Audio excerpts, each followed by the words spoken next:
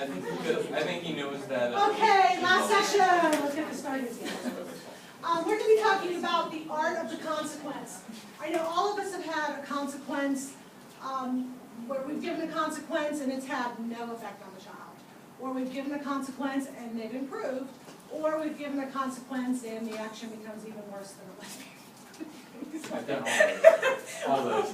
So that's what this section talked about, the teacher knowing how to give a good consequence so that it effectively eradicates the behavior. Okay, a lot of information here. Some of the specialists were saying I only had 2 pages to work with. I had 6. A ton of information. So what I've done is, if everyone has one of these, you're welcome to take notes on this. It's all the verbiage from those 6 pages kind of condensed here, so you don't have to take notes. But you can just kind of,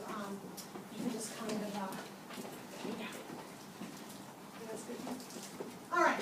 First things we're going to talk about are the principles of effective consequences. First, the consequence needs to be quick. Has to happen when the behavior happens or as soon after as possible.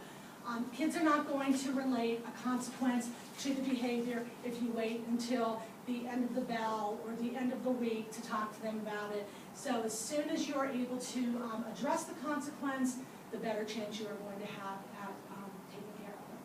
I mean, to address the behavior.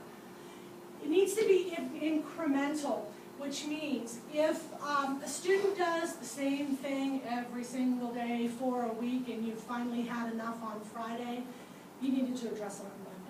If it's something that is a behavior that is not acceptable in your classroom, you need to address it the first time that it happens.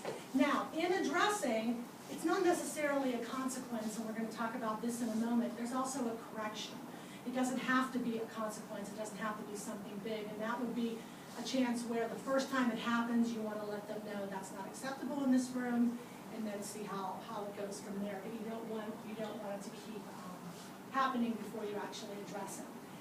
Your consequences need to be consistent. And by that, they mean whether your name is Jane, Charlie, or DeAndre, if you do this specific behavior, this is what's going to happen to you. Okay? It can't be a different consequence because I have this one class.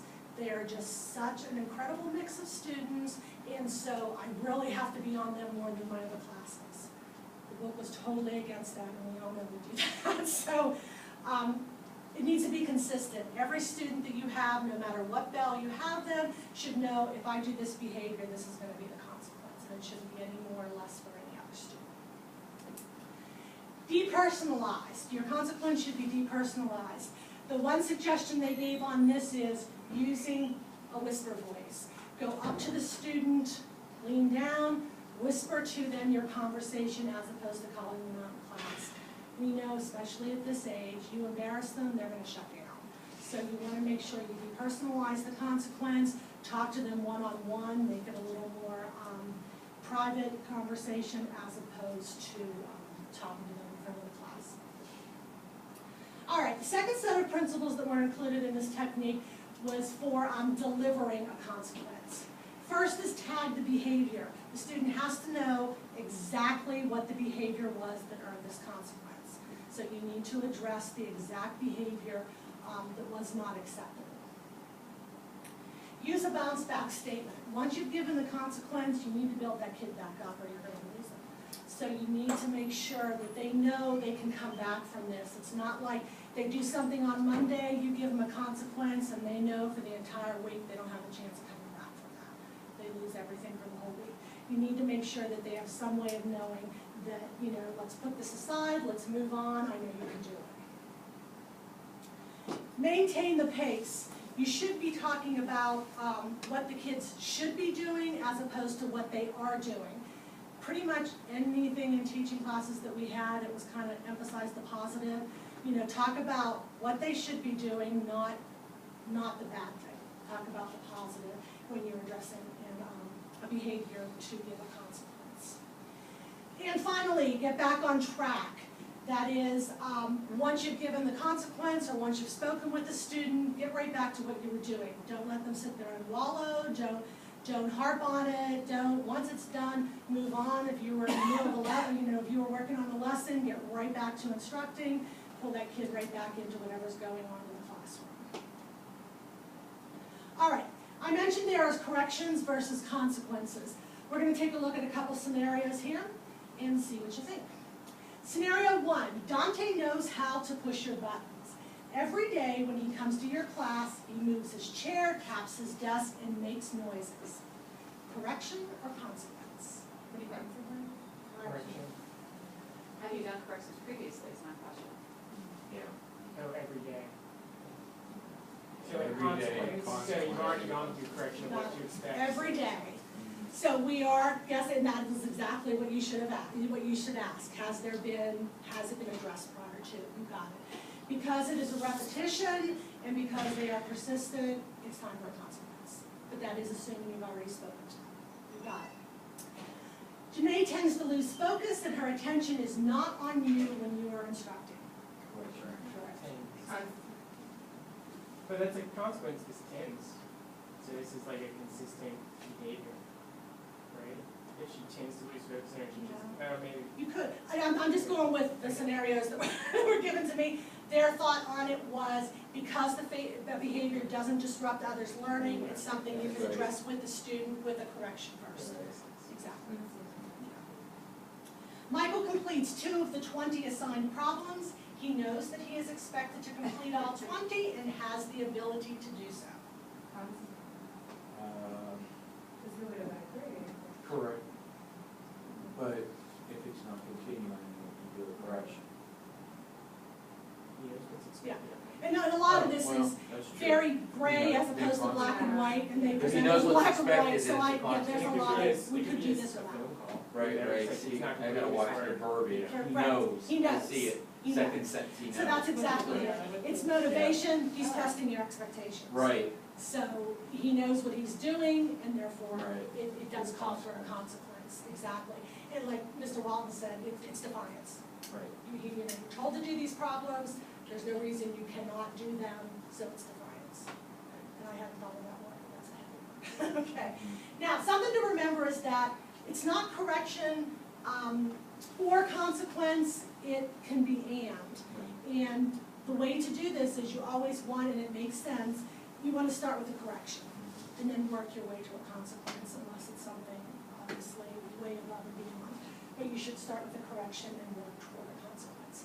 Okay, I'm going to pull out of this really quickly, a real quick like 1 minute and so many seconds video putting this all together, but we can't watch it when it's up here like this. Just want you to see this in practice, or where, and what's happening, I'm just going to set this up because it's a little bit hard to hear at the beginning. She has a girl read aloud, the student has a hard time pronouncing words, and another student starts laughing at her. So she's going to address the student who is laughing, and that's what we are going to get to. Track your paper as Precious reads the sentence at the top. Examine.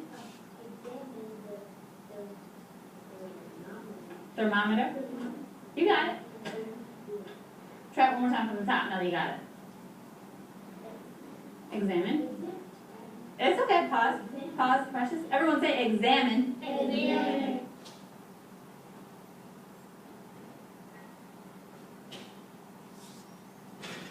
This is a word we say a lot, Precious, so don't you worry. We're going to get it right. Go ahead. Good. There are 4 questions there. Track me. There are 4 questions here that I think you can answer on your own. You have 1 minute. Go ahead. It's important that when other professors are working through something, that you're respectful and compassionate. You know this. You need to do it. Track me. I'll give you $10, but I know you're going to fix it and I'll try back. Go ahead. Okay? Did the whispering, which depersonalized the consequence. There was a consequence of $10. However, I know you can do this. You can bounce back, get back to work. So that was kind of a bunch of those all in, one short little 20-second conversation with the student. There was a consequence of the $10, but it was a lot of correction as well, where she explained what was wrong. We're done, and they didn't make the announcement. We're a minute over. have any questions on that at all? That's it. That's a Carl Morris was like, oh, yeah, I like the fact that she explained it takes money, right? Extortion. Come here, everybody. I know. Oh, yeah, retirement dollars. I know. Drinks on me, Bernie. Yes, Maria, I do work.